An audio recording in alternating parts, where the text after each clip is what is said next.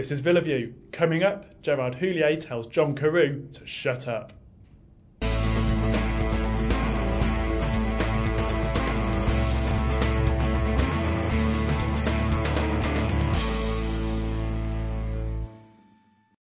Hello and welcome to Villa View. I'm Paul Bradley and I'm joined in our Fort Dunlop studios by Aston Villa correspondent Matt Kendrick. Hi Matt. Hello there. Well, we're going to talk about the quite astonishing spat between Gerard Houllier and John Carew.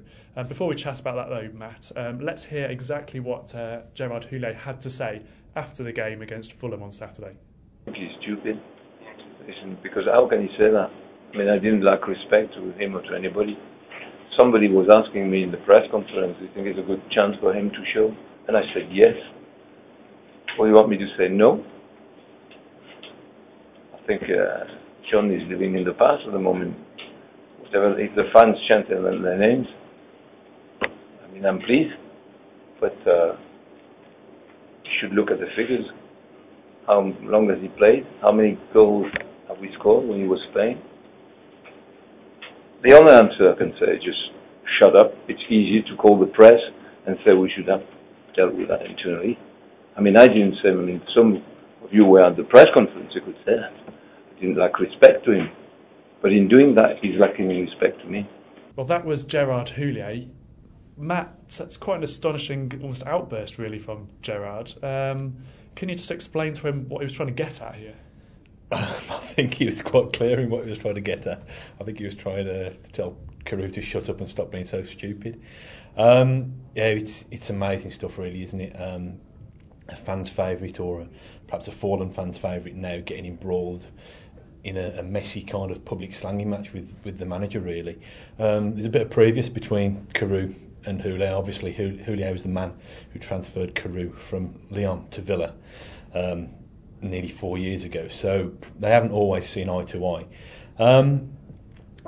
Some of the quotes and some of the things that have been going about are really extraordinary. I mean, you expect these things to be kind of toned down and played down, but there's clearly no love lost between the two at the moment anyway. Carew came out in Norway and accused Houllier of disrespecting him and the fans who chant his name week in, week out. He's questioned who's got more to prove at Aston Villa, himself or the manager, the inference being that the manager's got more to prove. He's saying that he's hinting that Houllier is badly prepared to take over Villa. He clearly doesn't understand the impact that Carew believes he's had during his last 3.5 years. It's extraordinary stuff. And then there's obviously, as you've heard there, Houllier kind of biting back, saying that he went on to say that Carew was paranoid. He said he's not concerned how often the fans chant Carew's name, because if he panders to particular players' needs, the fans will soon be chanting Houllier out. I wrote him a match report from the Fulham game that John Carew may well be bigger than me or you, as the famous chant goes, but I think Houllier is determined to show that no single one player is bigger than the football club. This all seems to come out of the blue, Matt. Where did it all start? Guilty as charged, I think. We had a kind of press briefing, a local newspaper press briefing with Gerard at the training ground on Thursday lunchtime. It found out that Emil Heskey had suffered a training ground injury that was going to rule him out, and this was before Carew had suffered his own injury that subsequently has ruled him out. But we said to Gerard, is this an opportunity for John to kind of prove himself and to impress you? And Gerard gave what we thought was a standard stock response. Yes, John's out of contract at the end of the season. It's up to him to either impress me or put himself in the shop window for another club. It made a good story for us. Houllier challenges Carew to prove himself, but we didn't think there was anything more untoward than that. OK, Matt. Well, let's just hear what Gerard Houllier did say on Thursday that started this extraordinary spat off. Back to John again. What is the key to getting him to play to his best every week?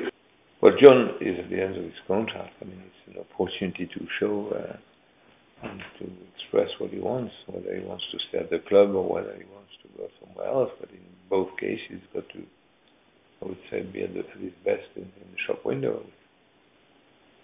Has he given you any indication over where he wants to play? From what I've seen in training, he this morning. He was enjoying his football, and it was extremely good. Yeah. Well, that was Gerard Houllier on Thursday. Now, Matt, turning to matters on the pitch, disappointing result in the end for Villa at Fulham, but the youngsters did play well, didn't they? Yeah, it was kind of quite agonising in the end, and you only had to look at the faces of poor Barry Bannon and Mark Albrighton as they kind of trudged off the field. They'd done more than most really, along with their fellow kind of whippersnappers, Kieran Clark and Delfonso, to kind of get Villa a desperately needed win. I mean, if anybody who wasn't there, hopefully they've had a chance to see the goal that Albrighton scored. I mean, Barry Bannon is some player. He can pick a pass. He can see passes that other people can't, and the way he delivered that pass, perhaps I'm exaggerating, but 60-70 yard ball, Albrighton just kind of killed it with one touch and swept it home, and it was just a joy to watch really. I think it's going to be a big season of transition for Villa. Who knows what they're going to achieve, where they're going to finish, how they're going to do in the Cups, but I think that Villa fans have got to cling on to the fact that there's some really, really talented, precocious young kids coming through. Albrighton and Bannon kind of stole the show, in my opinion, on Saturday, but like I said, there's Delfonso, there's Kieran Clark, there's Eric Lehigh, and there's several others bubbling under as well. So yeah, hopefully that'll be kind of probably be the silver lining in a cloudy weekend really for Villa. Obviously, Villa do need some experience in the squad, though, and there was the blow on Saturday with Nigel Reo-Coker getting injured. What's the latest on his injury? I think he's due to have a scan any time now. I think I make it 6 first-team players now who have kind of who are crocked and on the treatment table. 7 if you include kind of Andreas Weimann, the young striker who was showing signs of bursting through at the start of the season. We've got Heskey out, we've got Carew out, we've got Bonlahor out. We've got Petrov out, we've got Reo-Coker, and we've obviously got the long-term one with Fabian Delph. For a squad that's not particularly deep anyway, it's worrying times, and it's a good job that these kids are shining, because without them, Villa would be in kind of serious trouble. But yeah, it's Reo-Coker may be out for 3 or 4 weeks. So Villa's first choice midfield, 2 of Petrov and Reo-Coker, both sidelined for quite a while. This is a chance for Steve Sidwell and Stephen Ireland, who was on the receiving end of some harsh words from the manager a week or so ago. It's up for them. It's a chance for them to try and grasp, providing they can get the jerseys back off the likes of Bannon and Kieran Clark. OK, Matt, well, thanks for that this week. We'll be back on Wednesday with more injury and team news ahead of the game against Blackpool. See you then.